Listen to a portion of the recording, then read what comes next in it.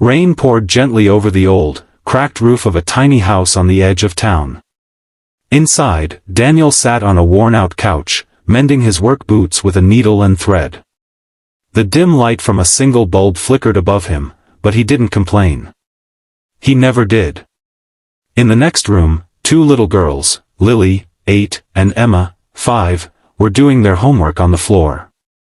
Their laughter echoed softly through the room as they drew hearts and stars on their notebooks. Despite the hardships, their world was filled with love because Daniel made sure of it. He had lost his wife 3 years ago in an accident. Since then, he had promised himself that no matter what, he would never let his daughters feel alone. Every morning before sunrise, he left for work, first to a construction site, then to a part-time mechanic's job in the evening. By the time he returned, his hands were cracked, his clothes dirty, but his smile never faded when he saw his girls running into his arms. One night, Lily asked softly, "Daddy, why do you work so much?" Daniel looked at her tired eyes and smiled. "Because every time I look at you too, I see my reason to keep going." There were days when they didn't have enough for dinner, but he always made it feel like an adventure. If there was only bread, he would say, "Tonight, Chef Daniel's making the best toast in the world," and the girls would giggle as if it were a feast. He turned pain into laughter, emptiness into warmth. But deep down, Daniel was exhausted. Bills piled up, his truck barely worked, and the roof leaked every time it rained. Yet, each night before sleeping, he would tuck his daughters in, whispering, "As long as Daddy's here, you'll never have to worry." He didn't know how much longer he could carry the weight of it all, but he kept believing that someday, life would give them a small miracle. That night, as the rain continued to fall, he sat by the window with a cup of cold coffee, watching the empty road outside. His mind wandered to his late wife, her voice echoing in his heart, "Be kind, Daniel. The world always finds a way to repay kindness." He smiled faintly, brushing away a tear. Little did he know, fate was already setting the stage.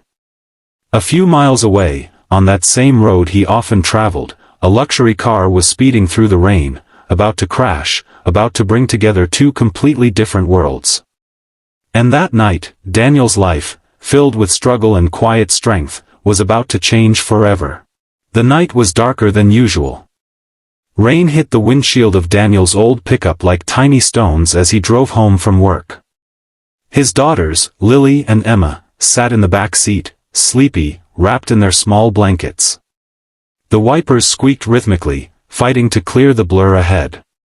Daniel's mind wandered to tomorrow's worries, the unpaid bills, the school fees due next week, the leaky roof waiting for repair. But before he could sink deeper into thought, a sudden flash of light tore through the rain. Crash! Just a few yards ahead, a sleek black car had swerved off the road and slammed into a tree. The headlights flickered, smoke rising from the hood. Daniel's heart pounded. Without thinking twice, he pulled over. "Girls, stay here," he said firmly, grabbing his jacket. "Don't come out until I say so." He ran through the rain, his boots splashing through muddy puddles. The closer he got, the more his stomach twisted. He could see a woman slumped over the steering wheel, motionless. "Hey! Can you hear me?" he shouted, knocking on the glass. No response. The rain poured harder. He yanked the car door, locked. He took off his jacket, wrapped it around his hand, and smashed the window. Glass scattered everywhere. The woman was breathing, but weakly. Blood trickled down her forehead.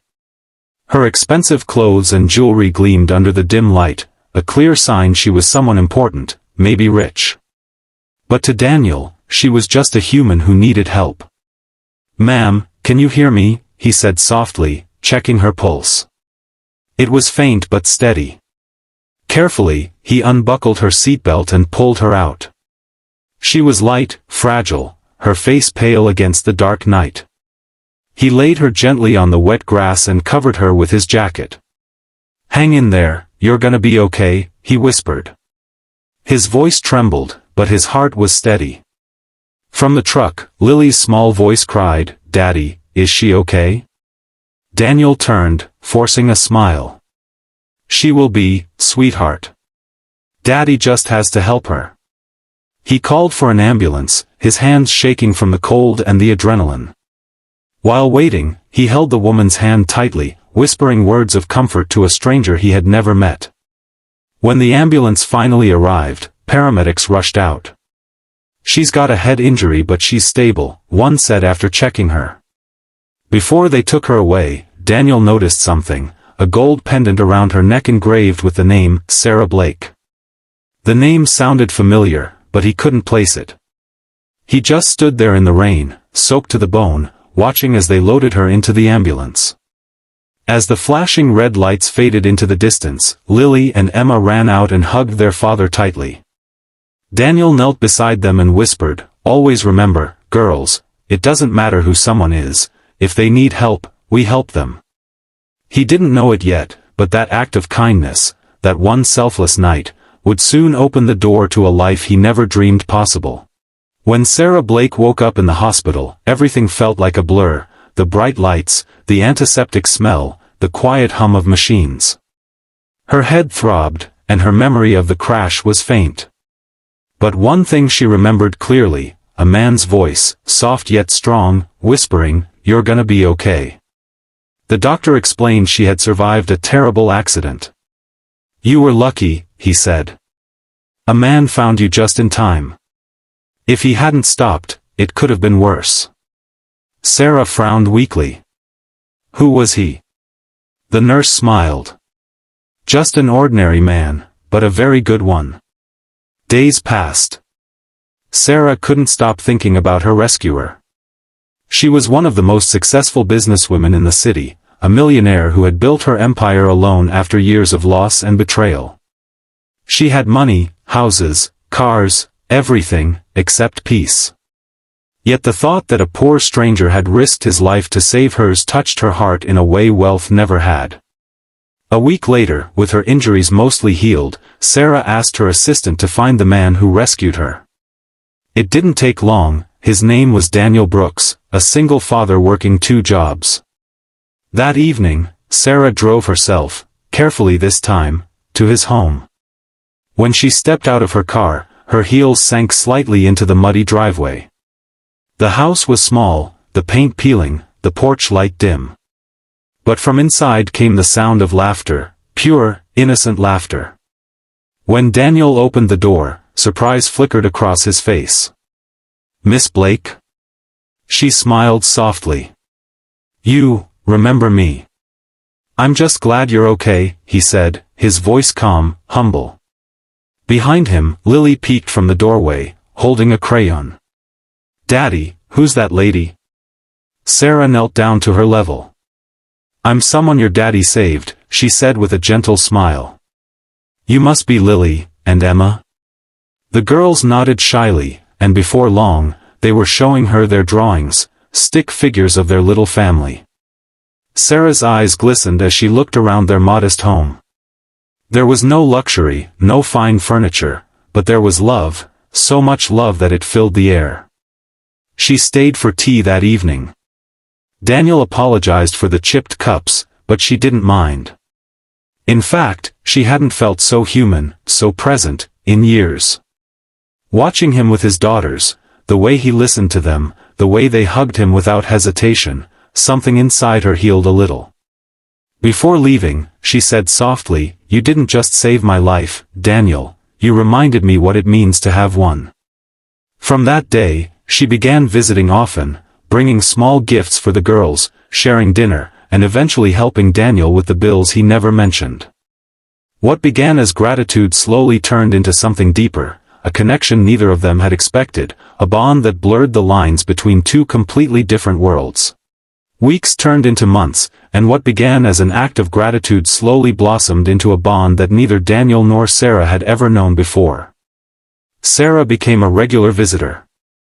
She would stop by after her meetings, still dressed in her elegant suits, to find Daniel cooking dinner in his small kitchen while Lily and Emma giggled around him. He'd always offer her a chair and a simple meal, nothing fancy, but always served with warmth. At first, Sarah felt awkward, a millionaire sitting at a cracked wooden table, eating soup from mismatched bowls.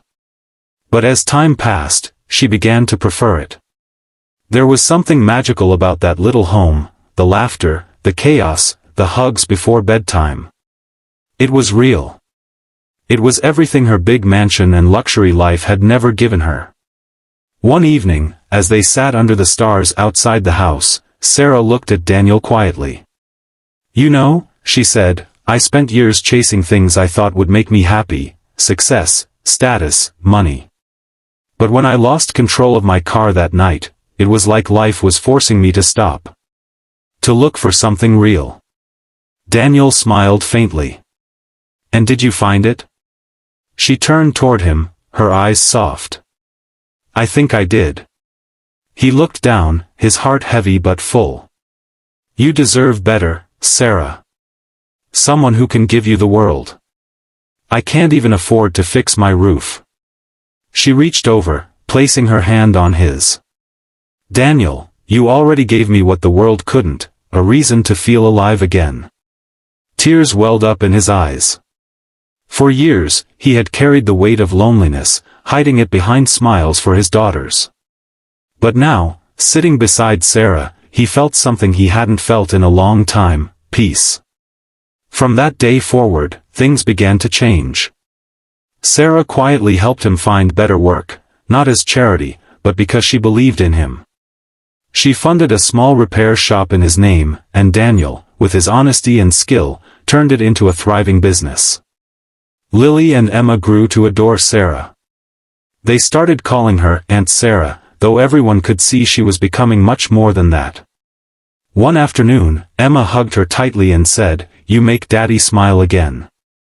That night, as the sunset bathed the house in golden light, Daniel took Sarah's hand. "I don't know where life will take us," he said softly, "but I know one thing, I don't ever want to lose you." She smiled through tears. "You won't. We've both lost enough already." And as the girls ran into their arms, laughter echoing through the evening air, Sarah realized something: her accident had been a blessing in disguise. She had been broken, lost, surrounded by luxury but starving for love. And in the most unexpected place, on a lonely road in the rain, she found a family, and a man whose kindness changed her life forever.